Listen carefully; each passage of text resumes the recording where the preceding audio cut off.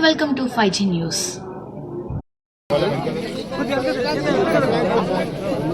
ఏమైందమ్మా మీ పొలాలు పొలాలు ఉన్నాయి.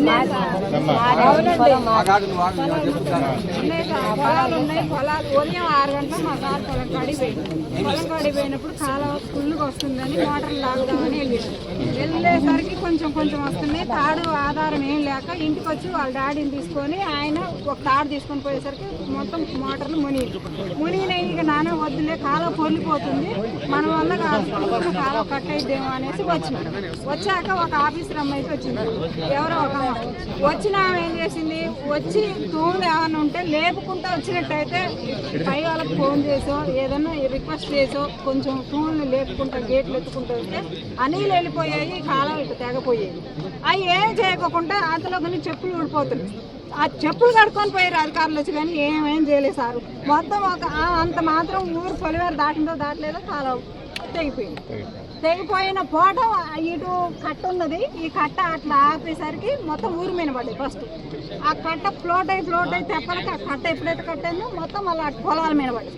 మొత్తం 6 ఎకరాలు 7 ఎకరాలు అటున్న పొలాలు మొత్తం మనుషులోకి ముంచుకొని కంపట్టాలి. అసలు చెప్పలేము సార్ ఆ గలీజు.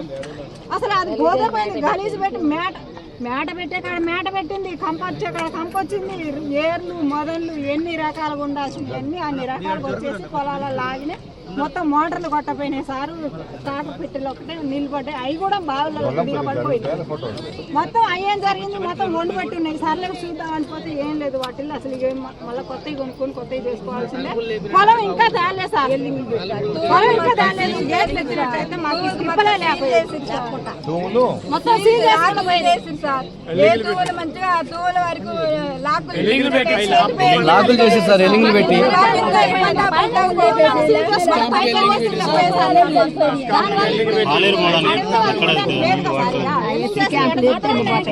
భూములన్నీ సీల్ చేయడం వల్ల సమస్య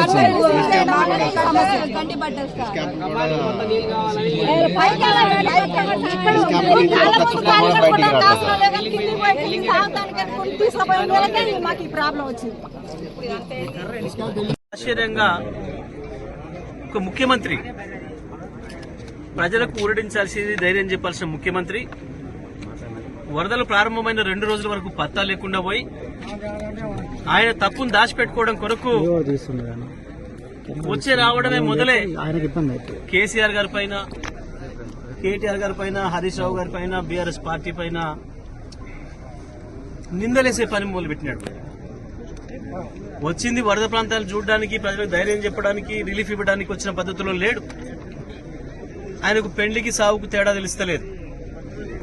వచ్చింది సంబురాలక, జాతరకు వచ్చిండా, ప్రజల్ని పరామర్శించడానికి వచ్చిండా, ఆ హవభావాలు ఏందో అదేందో చూస్తేనే ముఖ్యమంత్రి స్థాయి ఏందో అర్థమవుతాం. మేం మాట్లాడలే. ఇప్పుడు మీ అందరి సమక్షంలో రైతులు చెప్పాను. ఇవాళ కొన్ని మీడియాలో కూడా వచ్చింది. నేను ఇక్కడికి మీడియా వాళ్ళు ఎవరు లేనప్పుడు వస్తే కూడా రైతాంగం చెప్పాను. ఏంది ఇవాళ మనం ఏదైతే ఎన్ఎస్పీ కాలం మీద నిలబడినామో ఈ కాలువ కట్ట తెగడానికి ప్రధానమైన కారణం ప్రభుత్వమే అని రైతులు చూపిస్తున్నారు, ఆధారాలు కూడా చూపిస్తున్నారు. ఖమ్మం జిల్లాకు సంబంధించిన మంత్రులు, ప్రభుత్వం మొన్న ఎండాకాలంలో నీళ్లు తీసుకుపోవడానికి ఖమ్మం కొరకు ఇక్కడ కాలువ కట్టల పైన పోలీసులను పెట్టి మొత్తం తూములన్నిటికీ కూడా టాకాలు కొట్టిండ్రు, వెల్డింగ్లు చేసిండ్రు. ఈ తుమ్ములు బయటికి తీయడానికి వీలు కాక ఇవాళ ఈ కాలువలు తెగింది తప్ప, కాలువ 3 చోట్ల 2 చోట్ల తెగింది తప్ప దానంతల దిగలే, ఇది ప్రకృతి విలయంతో వచ్చింది కాదు అనే మాట స్పష్టంగా చెప్తా ఉన్నారు ఇవాళ రైతాంగం అందరూ కూడా. ఈ కాలువ కట్టలు తెగడానికి కారణం వాళ్ళే. నిన్న ఖమ్మంలో కొట్టుకపోయి, ఇప్పుడు వరదలు కొట్టుకుపోయి ప్రజలు చచ్చిపోవడానికి కారకులు కూడా వాళ్ళు. మేము ఇది బాధ్యత రాజ్యాంగంగా మాట్లాడడం లేదు, రాజకీయాల కొరకు మాట్లాడడం లేదు. 9 గంటలు వాళ్ళ కళ్ల ముందు ఎదురు చూసుకుంటూ కూర్చుంటే కూడా కనీసం ఒక హెలికాప్టర్ కొరకు ప్రయత్నం చేయలేదు. పైగా పొద్దుకిన తర్వాత, ప్రజల్లో తిరుగుబాటు మొదలైన తర్వాత వచ్చి ముసలి కన్నీళ్లు గారుస్తున్నారు. మేము ప్రయత్నం చేసినాం, దొరకలేదని ఒక ఆయన, ఆంధ్ర ముఖ్యమంత్రి మాట్లాడిన ఒక ఆయన. ఉన్నది తెలంగాణలో, తెలంగాణ ముఖ్యమంత్రి ఏమైండు? ఏం జరుగుతుంది అసలు ఈ రాష్ట్రంలో? ప్రజల్ని గాలికి వదిలేసి ముఖ్యమంత్రి మంత్రులు జల్సాలలో ఉన్నారు. ఇది స్పష్టంగా ప్రభుత్వం సృష్టించిన విలయమే. ప్రకృతి విలయానికి మేమేం అనడం లేదు.